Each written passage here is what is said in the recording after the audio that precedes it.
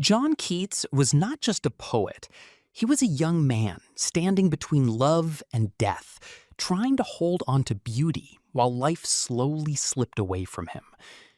There are some writers whose words feel polished and intellectual, and then there are writers like Keats, whose words feel alive, as if they were written directly from the heart before the heart stopped beating. When Keats wrote the line, "My name is writ on water," he was not trying to sound poetic. He truly believed that he would soon disappear from the world without leaving a mark behind. He knew he was dying. Tuberculosis had already taken his younger brother, Tom.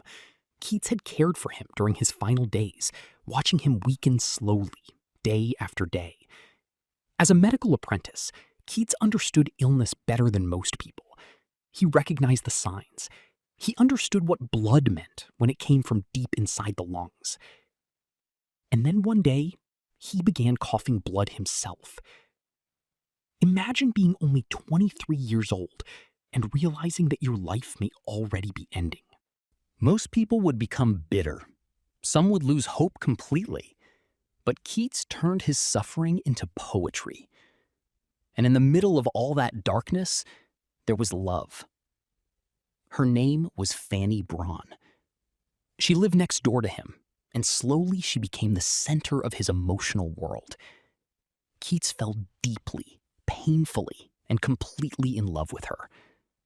But the tragedy was that he could never fully have the future he dreamed of. He wanted marriage. He wanted ordinary happiness. He wanted years with her. But somewhere inside, he knew time was running out. That is why his love letters feel different from ordinary romantic letters. They are filled with urgency, longing, fear, beauty, and desperation all at once. Every sentence feels like someone trying to preserve love before death arrives. In one of his most famous lines, he wrote, "I almost wish we were butterflies and lived but 3 summer days." What a heartbreaking thought. He was saying that even 3 beautiful days with the person he loved would contain more joy than 50 ordinary years. That is the kind of love Keats believed in. Intense, fragile, fleeting, and eternal at the same time. As his illness worsened, the letters became more emotional. In one letter, he confessed, "Every hour I am more and more concentrated in you. Everything else tastes like chaff in my mouth." The world was fading for him. Only love remained vivid. Then came the terrible moment in February 1820, when Keats suffered a severe lung hemorrhage. After coughing blood, he reportedly said, "I know the color of that blood. That drop of blood is my death warrant." He knew exactly what was happening to him. And still, he continued writing to Fanny. That is perhaps the most moving thing about John Keats. Even while dying, he continued to love with complete sincerity.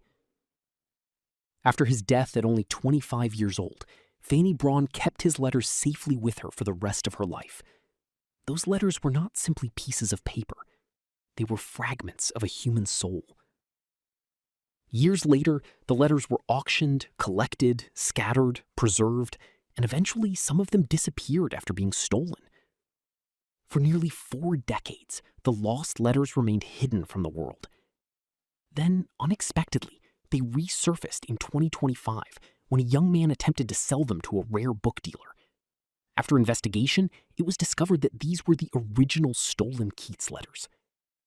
Today, those letters are worth millions of dollars. But their real value cannot be measured financially. Their true value lies in what they reveal about being human. John Keats teaches us that beauty becomes more powerful when it is temporary, that love becomes more intense when time is limited, and that sometimes the most fragile lives leave the deepest marks on history. Perhaps that is why people still feel emotionally connected to him after 2 centuries. Because Keats was not writing about abstract ideas. He was writing about fear, mortality, longing, loneliness, beauty, and love. The same emotions that still define human life today.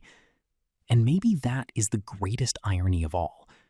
The man who believed his name was written on water became immortal through the very emotions he feared would disappear forever.